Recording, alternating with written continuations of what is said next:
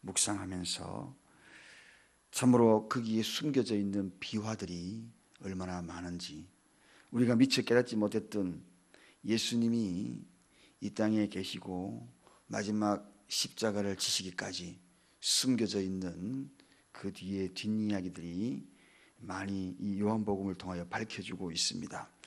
특별히 오늘 이 본문에는 안나스가 예수님을 신문하고 그리고 그 신문에 대해서 대답하는 장면이 소개가 되고 있습니다. 그동안 우리는 많이 빌라도, 가야바 등등의 이야기에만 초점이 맞춰져 있어서 그들에 대한 이야기가 집중되어 있지만, 사실은 알고 보면 이 안나스가 뒤에서 그 배후의 모든 것을 조종해 나온 그러한 모습들을 오늘 말씀을 통하여 알게 됩니다. 자, 겟세마네 동산에서 붙잡힌 예수님이 대제사장 앞으로 나와서 이제 신문을 받는 그러한 첫 신문의 장면입니다. 이 첫 신문의 이 장면에서 우리 예수님이 어떤 모습으로 거기에 답변을 하는지, 오늘은 예수의 답변이라는 그러한 제목으로 말씀을 좀 나누고자 합니다. 여러분, 이 기독교는 분명히 원수를 사랑하는 것, 이것은 틀림이 없습니다. 그런데 불의와 그리고 타협하며 방치하는 그러한 것에 대한 무도덕적인 사랑은 결코 아니라는 것입니다.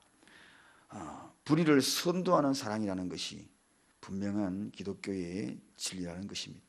방치하고 그리고 그것을 방임하는, 묵임하는 무도덕적인 사랑을 베푸는 것이 결코 아니라 선도적인 사랑, 그것이 바로 기독교의 사랑입니다. 오늘 예수님이 그걸 보여주고 있는 것입니다. 무도덕적으로 그저 방치하는 그런 사랑으로 일관하는 대답을 하는 것이 아니라 분명히 그들을 깨우쳐주는 선도적인 사랑을 한다. 그렇습니다. 여러분, 우리가 자녀를 사랑할 때도 무방임적인 사랑을 하는 것이 아니죠.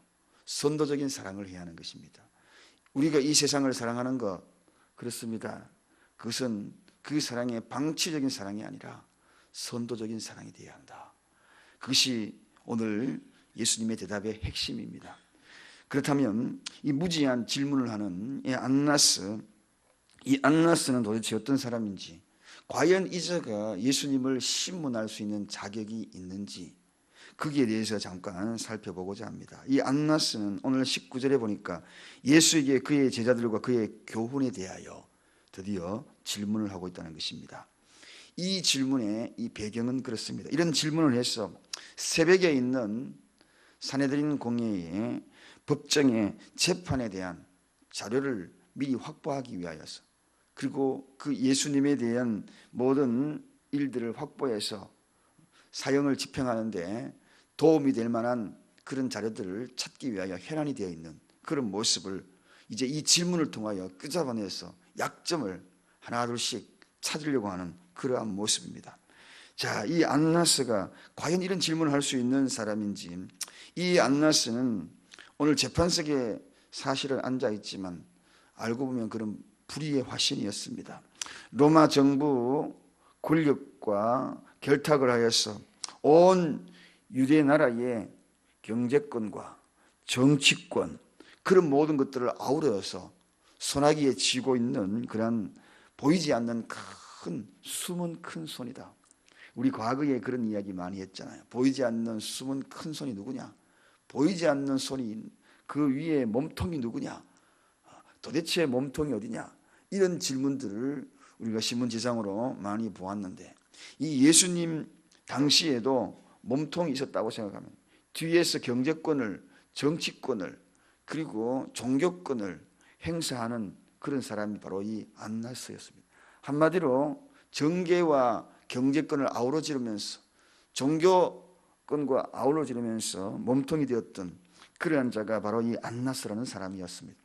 그의 아들이 4명이 있었는데 이 4명을 당시에 모두가 다 대제사장으로 임명을 받게 합니다. 그래서 로마 정부에 뇌물을 주고, 그리고 거기에 막대한 재물을 통하여서 대제사장권을 위임을 받습니다. 이 막강한 당시의 대제사장은 굉장한 힘과 권력을 소유한 자들이거든요. 네 아들 모두가 다 대제사장 뿐만 아니라 성전을 이용하여서 환전, 우리가 예수님이 성전을 돈 바꾸는 그런 모든 일들을 불의하게 채찍을 치면서 내어 쫓았던 일을, 그리고 성전 내에서 희생의 제물을 주고 팔고 사고 팔고 했던 그 모든 일들을, 성전 정화 작업에 있어서 예수님이 노하셨던 그러한 장면을 우리는 기억을 합니다. 그 모든 것들을 그 속에서 그걸 이용하는데 제일 앞장서서 그것을 주도했던 사람이 바로 이 안나스입니다. 성전의 폭리를 다 취했던 사람입니다. 그리고 성전의 족보를 사유화했던 그 사람이 바로 안나스입니다. 그러니까 백성의 헌물을 이용하여서 정말 그 모든 것들을 사유화하고 몸통 역할을 했던 성전과 정권과 이 모든 것들의 뒷배후에는 바로 이 안나스가 있었다는 것입니다. 그래서 우리가 잘 알고 있는 대로 유대 역사책 가운데에서 정말 많은 교훈을 주는 책이 있다면 탈무드라고 이야기하지 않습니까? 그 탈무드에 이 안나스 집안에 대한 소개가 이렇게 소개하고 있습니다. 화 있을진저 안나스의 집이여, 그의 자식들은 금고직이 대제사장이었고 그의 사위들은 성전 창고 관리인이었다. 그리고 그의 종들은 몽둥이로 백성들을 때렸다. 이 정도로 이 안나스 집안이 이렇게 당시에 그 모든 불의를 주도했던 그러한 집안이에요. 식구들 모두가 다 관계가 되어 있던 그런 자였다는 것입니다. 그런 자가 불법을 책망하는 우리 예수님을 가만둘 리가 없지요. 예수만 없으면 이 모든 일들이 원활하게 되는데 늘 눈에 가신 것입니다. 진리가 그 앞에 있으니 자꾸 불의가 드러나게 되는 것입니다. 여러분, 진리가 있으면 불의는 드러나는 것입니다. 교회에서 말씀의 진리가 선포가 되고 하나님 말씀의 거울 앞에 오면 우리가 자꾸 죄성들이 드러나지 않습니까? 성령의 거울 앞에 서면 나도 모르게 내 속에 있는 작은 그러한 오물들, 죄의 찌꺼기들이 드러나지 않습니까?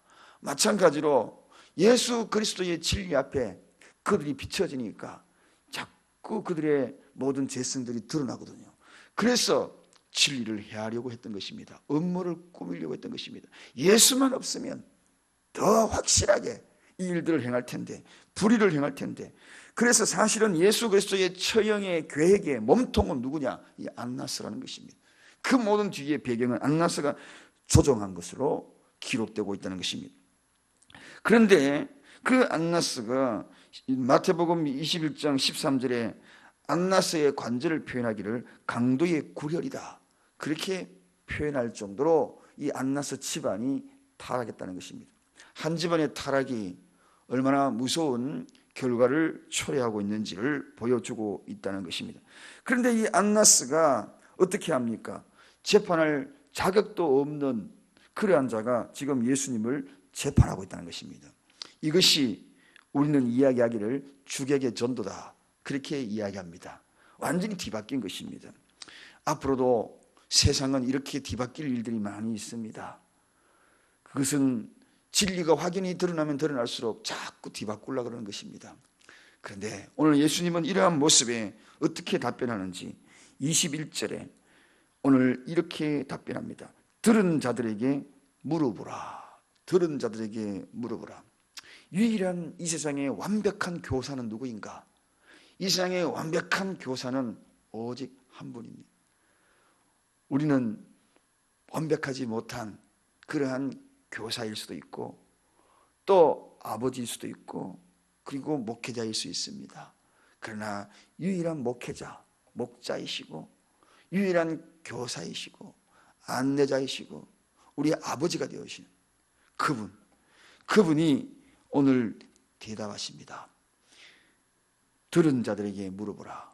이 한마디 속에는 세 가지의 의미를 담고 있는 대답입니다. 첫째는 떳떳한 양심에 대한 이야기를 지금 말하고 있는 것입니다. 너 양심의 소리를 들고 있느냐? 그 이야기입니다.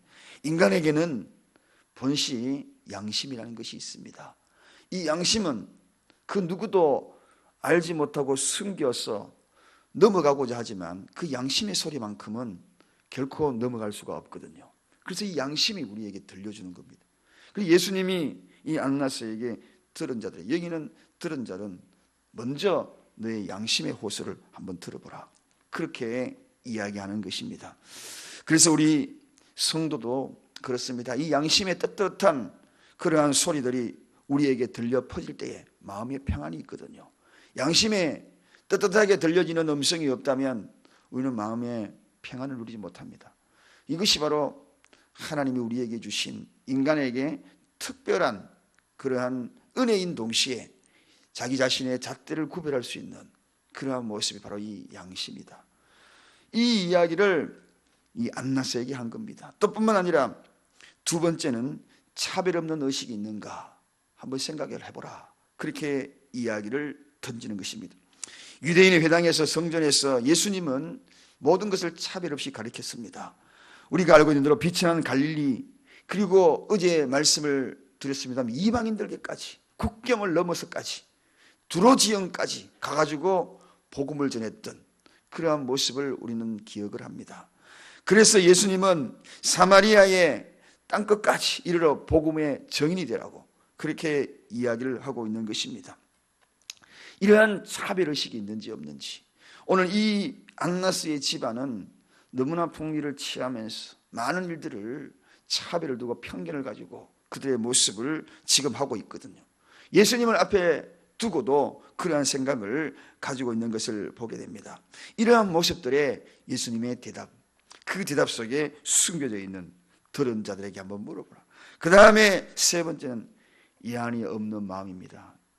이 이야기는 무슨 이야기인가? 여한이 없는 마음. 주님이 이러한 이 안나스의 이 질문에 그 속에 담겨있는 끊임없는 진리에 대한 호소를 마음으로 표현하는 그러한 것.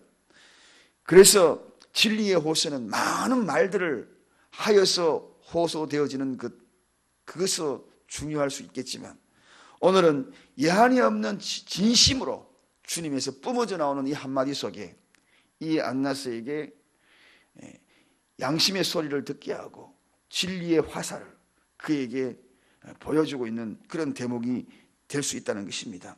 그래서 주님은 그 마음을 소개하면서 어떻게 이야기합니까? 어찌하여 내게 묻느냐라고 앞에서 덧붙인 말씀을 소개하고 있습니다. 여러분, 진리는 진리 밑도 없고 진리 위도 없습니다. 오직 진리입니다. 그래서 이 세상 살아가면서 수많은 일들을 당하면서 우리가 늘 생각해야 될 것은 기준이 어디이냐라는 것을 다시 한번 생각할 필요성이 있습니다. 세상에 많은 법들이 있습니다. 국가의 법들도 있고 물론 우리 모두는 국가의 법에 순응하는 것이 당연합니다. 그러나 기만하는 법에는 주님의 선도의 사랑의 방법으로 그것을 때로는 깨우칠 필요도 있다는 것을 오늘 예수님은 보여주고 있는 것입니다. 그래서 사랑의 법으로 그걸 선도할 수 있는 것, 어찌하여 내게 물어보느냐, 들은 자들에게 물어보라 라고 이야기하면서 법을 남용하지 말고 그 법의 진리의 잣대에 그 기준에 어긋나는지 한번 생각해보라 하는 이러한 예수님의 답변이었습니다. 사랑하는 여러분, 저는 오늘 이 말씀을 보면서 기독교는 이상주의적인 그런 자비만 베푸는 종교가 아니다. 때로는 예수님께서 사랑의 법으로 선도하고자 하는 그러한 기독교의 사상을 오늘 이 본문에서도 또 분명히 보여주고 있는 것을 봅니다. 불법에 대해서는 예, 아니요 라고 대답할 수 있는 것이, 그것이 바로 진실한 사랑이 아닌가. 그 진실한 사랑을 예수님은 바로 반문하면서 진리에 대해서 오히려 반문하시면서 들은 자들에게 한번 물어보라고 그 반문을 통하여 안나스를 깨우치는 대목을 우리가 알 수가 있다는 것입니다. 오늘도 이 모든 배경 속에 예수님의 이 대답, 그러면 우리가 해야 될 오늘 적용이 뭐냐? 우리가 적용은 사랑으로 선도하는 것, 이것이 우리가 해야 될 일이다. 선도의 방법도 책망으로 비판으로 다가가는 것이 아니라 사랑으로 선도하는 것. 오늘 예수님의 대답을 보면 참으로 거기에서는 비판적인 성향이 없어요. 전부가 보면 그 말 속에는 사랑으로 선도하는 그러한 내용들을 그 속에 담고 있는 것을 보게 됩니다. 떳떳한 양심에게 한번 물어보고 차별 없는 의식을 한번 가져봐라. 정말 인생을 살아도 여한이 없는 마음으로 사는 그런 인생이 한번 되어봐라. 이런 멋진 말을 남기면서 그들을 선도하는 대목을 봅니다.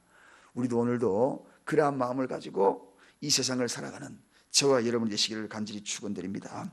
기도하겠습니다. 하나님 아버지 감사합니다.